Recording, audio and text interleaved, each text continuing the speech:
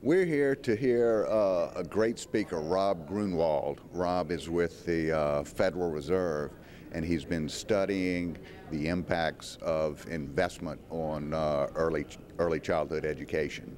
And he's here hopefully to inform the community and some of the business leaders in Baton Rouge about just the high quality return you can get by investing in early education. ADF is focused on making sure that every child in East Baton Rouge Parish school system is ready to learn by kindergarten and first grade. So we're starting at the pre-kindergarten level in educating our communities about the importance of preparing our children and getting them ready to learn in areas such as brain development. Today's session is on the economics and the return on investment in investing in early childhood education. Now, we do have future sessions as well on health, nutrition, and obesity, and also in the very important area of getting our parents involved early with their children. Today's focus, economics and return on investment in early childhood education, will show very clearly through this compelling research that investing early in children does pay off.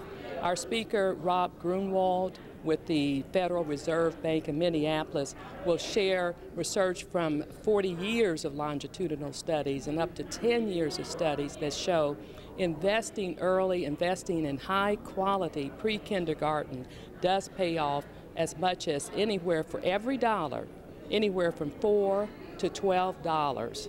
And this is a return on an investment to our public, everything from children graduating from high school to going to college or getting a career and beginning productive work. So investing early is not only a return on investment in education, it is also in economic development and workforce development as well. So important and so needed in the Baton Rouge community as well. We are very supportive of education initiatives across the state. We focus a lot of our philanthropic dollars towards education programs. Academic Distinction Fund has a very strong focus on education, early childhood development, and right now we are very proud to support all of the work that they do along with many other organizations in the state. We all want to improve the academic outcomes for our public schools. You know, if we do that, the whole community wins, and this is just an opportunity for us to inform the public on how we can do it and hopefully get their support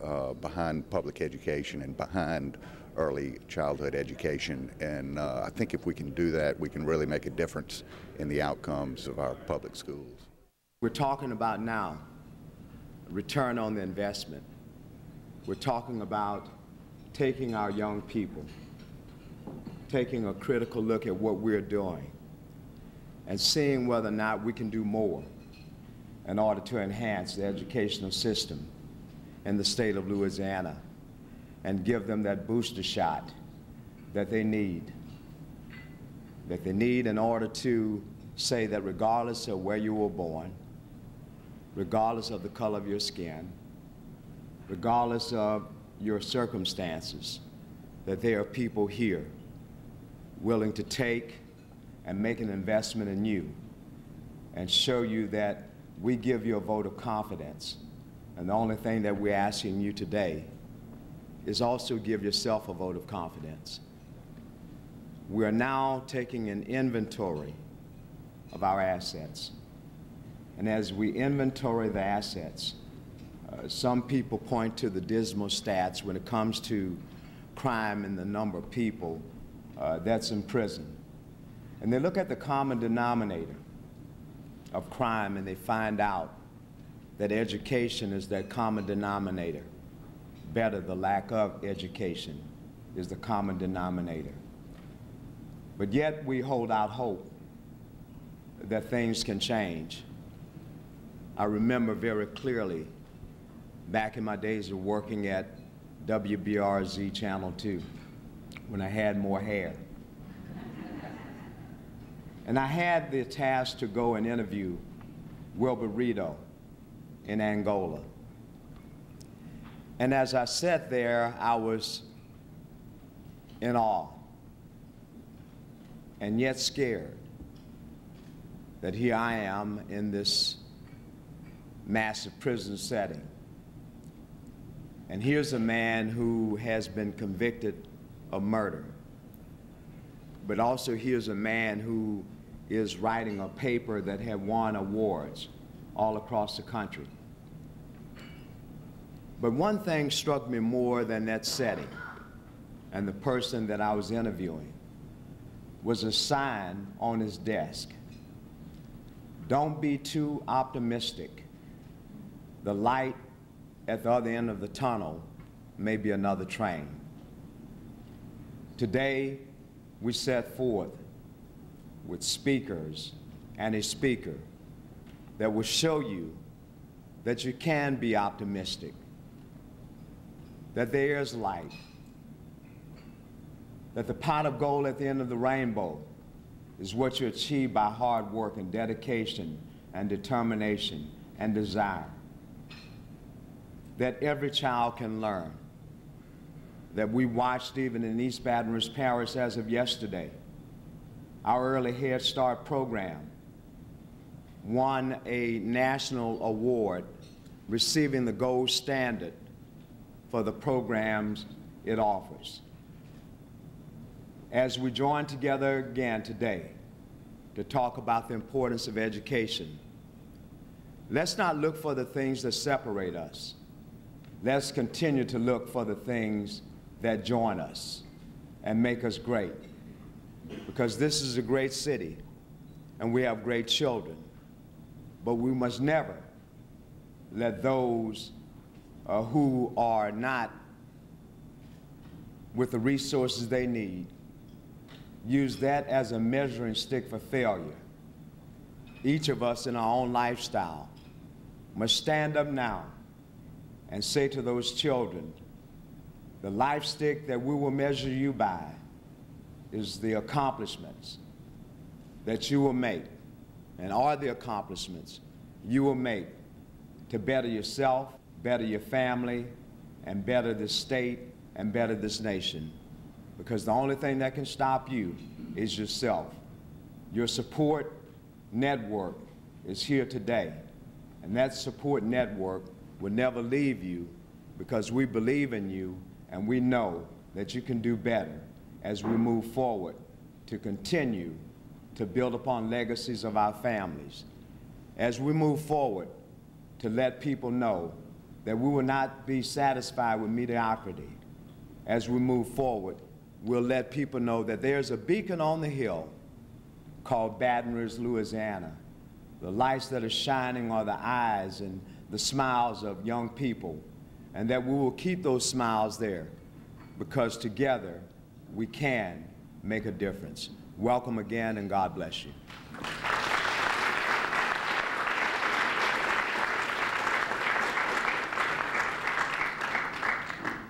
Thank you again, Mayor Holden.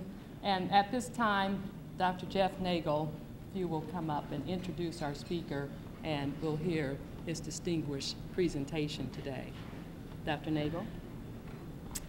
Well, good morning, everyone. It's a pleasure to be here, and certainly my privilege to introduce our speaker today.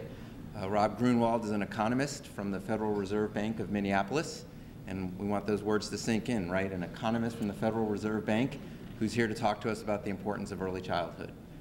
Rob, I know many of you are here because you're familiar with Rob's work, his writings, and maybe some of you are here because you're interested to see what an economist is going to say about these issues. Many of us know in our hearts that we need to invest in and support our children, of course, and we may think of that from it being the right thing to do or the moral thing to do. And I think Rob's great contribution that we're going to hear about today is the way he was able to change the conversation to really highlight that this is the right economic thing to do as well. So when we talk about our public investments and using our public dollars, what is the most efficient way to do that, and what kind of return on investment do we get? And when you really look at that return when we invest in our children, it's quite tremendous. And so I think we need to reframe the way we think about these investments for young children. It is the right thing to do. It is a moral obligation of our society, but it also makes great economic sense. So I think we're in for a great presentation this morning. And Rob, thanks so much for being here.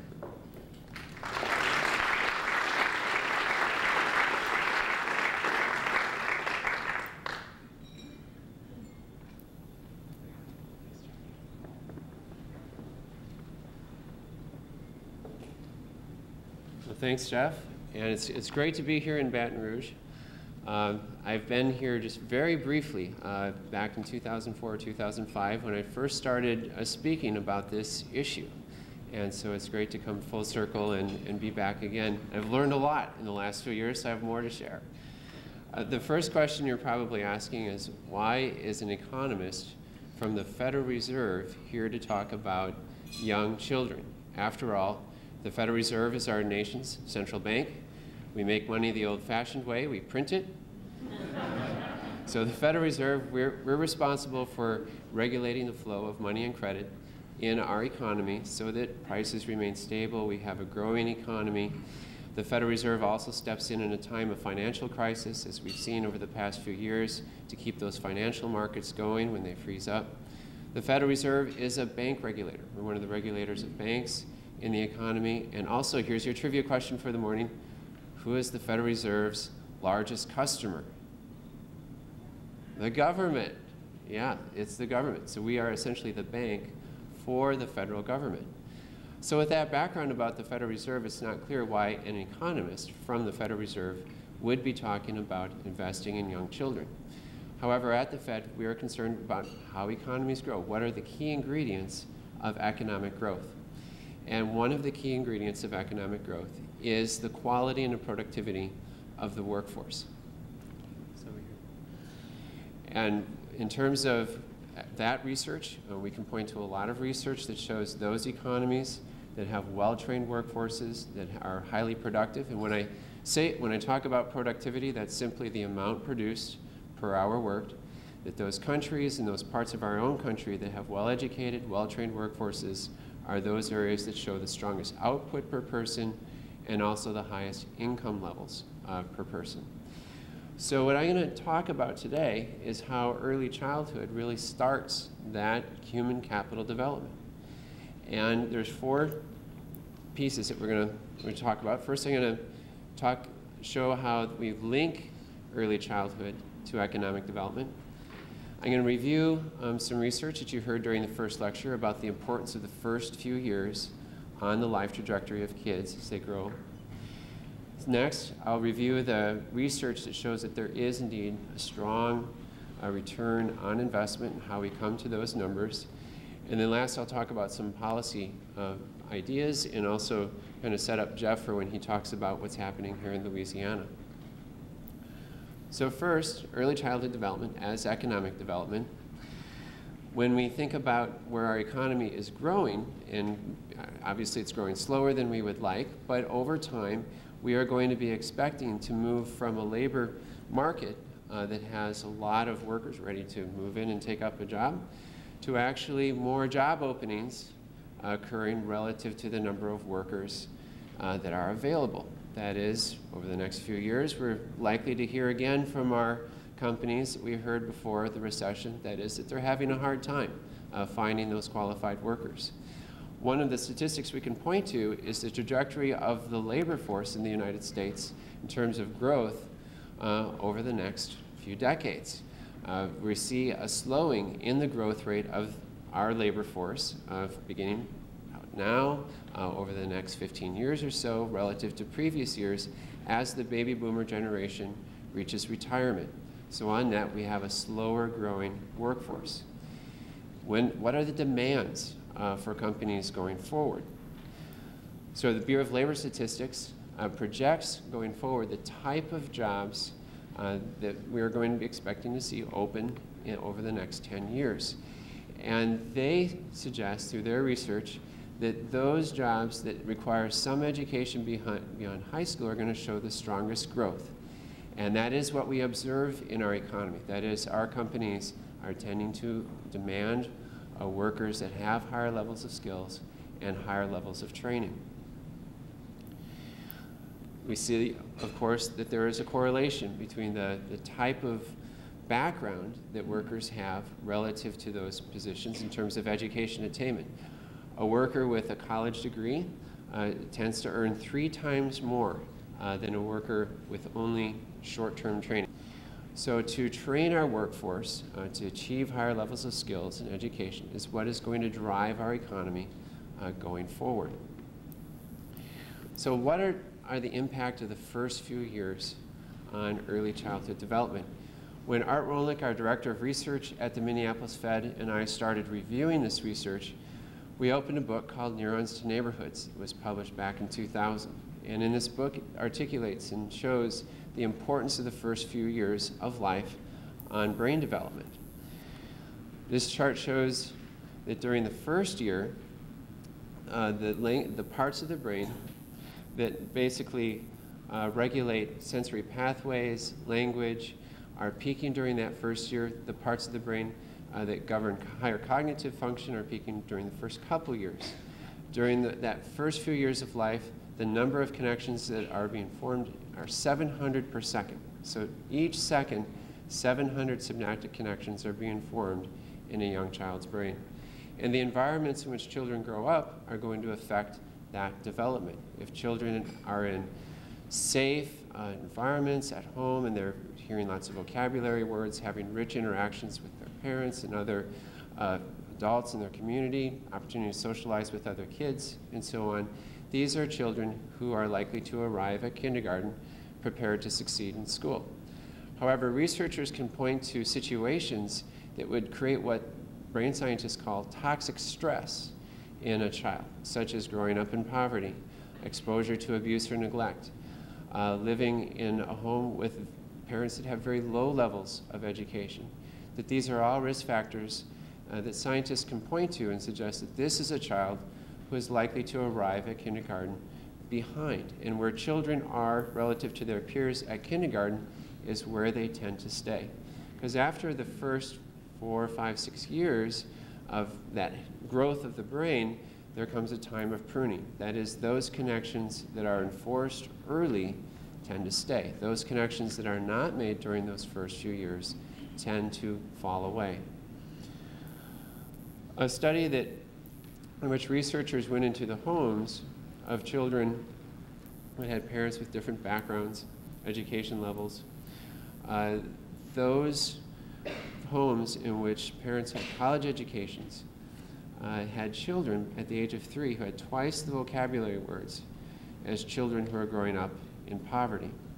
And researchers were able to detect differences in the number of vocabulary words spoken in these homes beginning at 18 months. So the achievement gap that I talked about that we start to observe in kindergarten actually is observed in this research study at 18 months. So there's a rich science base that shows these early years, the environments in which children grow up, have a strong impact on the trajectory of their time in school and later on in adulthood. I'm next going to turn to some research that asks this question. What if we were to provide a high-quality preschool experience or high-quality childcare experience to children, particularly from disadvantaged environments, or also home visiting programs, such as the Nurse-Family Partnership, as is funded here in Louisiana? What type of impact might these investments have not only on the children and their parents, but on society as a whole? So I'm going to walk you through very briefly 4 of these research studies. The first is the high-scope study of the Perry Preschool program. And this research study started in the 1960s, and children were from low-income homes were randomly assigned to attend the Perry Preschool program or to be in a control group for comparison. And the random assignment is very important in social science research because that allows us to attribute differences between the children who had the preschool program and those in the control group to the preschool program itself. The program had well-trained teachers, and the teachers also visited the homes of the children once a week to reinforce those lessons learned in the classroom back in the home environment. The study tracks the children from both groups up to the age of 40. So what were some of the findings? Achievement scores were higher for the Perry graduates. Graduation rates were higher, a 65% graduation rate compared with a 45% graduation rate. Of course, we want that 65% to be higher, but the difference between these two groups will bear out in higher education levels for the Perry graduates. In turn, that will result in higher earnings in the workforce. Also, the children who attended Perry were less likely to require special education. At the age of 40, there were a number of differences between these two groups. Home ownership rates were higher. As I mentioned before, earnings in the workforce were higher. Also, coming from the Federal Reserve, I needed to include this statistic: they're more likely to have a savings account at a bank. The lion's share of public benefits came from reductions in crime. All crime rates from felonies down to misdemeanors were essentially cut in half. And this resulted in, on average, a 1.5 year reduction in incarceration time. So now we bring in the economists, and we have the economists conduct a cost-benefit analysis of the Perry project. In today's dollars, the cost of the Perry project is about $11,000 per child per year. On average, the children attended for about 1.5 years. We then start to see the savings, first to the K-12 system due to reductions in special education costs, higher participant earnings. Most of this is a benefit that goes to the children in terms of their higher earnings, a private benefit, but some comes back to the public in the form of higher tax revenue. And then we see savings to the criminal justice system due to reductions in court costs, incarceration costs, and need for police protection. And finally, reductions to the victims of crime themselves. So you add up all of these benefits relative to costs, and it's a very high return of benefits to costs. $16 return for every dollar invested in this program. We can also articulate this return as an annual rate of return, an internal rate of return. In business, we like to see not only what are those benefit cost ratios, but also what is the internal rate of return. We estimate the internal rate of return adjusted for inflation at 18%. Because most of the benefits are accruing to the non-participants or the public, we estimate that public return at 16%. So very strong rates of return. In private markets, a 16% return would not sit on the table very long. It would get invested. I'll also note that all of this data has been recently reanalyzed by Nobel laureate James Heckman. They find a 10% return. So after going through all of the data, once again, they still find a double-digit return. So if this were the only study that was out there with this type of research design, we couldn't be as confident in these high returns. So there are 3 other studies I'll mention briefly. The first is the Abecedarian Educational Child Care Program. This is a study conducted in Chapel Hill, also uses random assignment, and the children start at just a few months old until kindergarten, basically showing the impact of a high-quality, full-day early education setting. And here the researchers found that the children were less likely to be smoking at the age of 21, using that as a proxy for healthy living habits. They were 3 times more likely to attend college as an adult. A study of the Chicago Child Parent Center program in Chicago, which is a large-scale program reaching hundreds of kids each year. Here they're using a quasi-experimental design to show a number of benefits that look similar to the Perry preschool program. Better school performance, higher graduation rates, more earnings in the workforce, also reductions in crime. Here we have a ratio of 7-to-1. And then research that was really the beginning of the Nurse-Family Partnership Program, which I mentioned is funded here in Louisiana. And this is where a registered nurse goes into the homes of expectant at-risk mothers during their pregnancy and works with those pregnant mothers through the birth process and until the child is age 2. And research from this study shows that the home environments are safer due to reductions in emergency room visits. Also, we see that their earnings for mothers were higher. It was easy for them to attain and retain employment. And the arrest rates for juveniles, once the children were older, were also reduced. So you can see all of these ratios are above 1. So this means you get your money back. And and then some. And when we look at, well, what are the annual interest rates? Well, they range from 7% up to as high as 20%. So very strong rates of return. And when we ask, well, who benefits the most? Well, certainly the children, their parents benefit from these investments. The lion's share of benefits, 60 to 65% of benefits, accrue to the non-participants, to the taxpayers. So this means you don't have to like children in order to achieve this high return. You could be like Scrooge before his enlightenment and still return this strong benefit.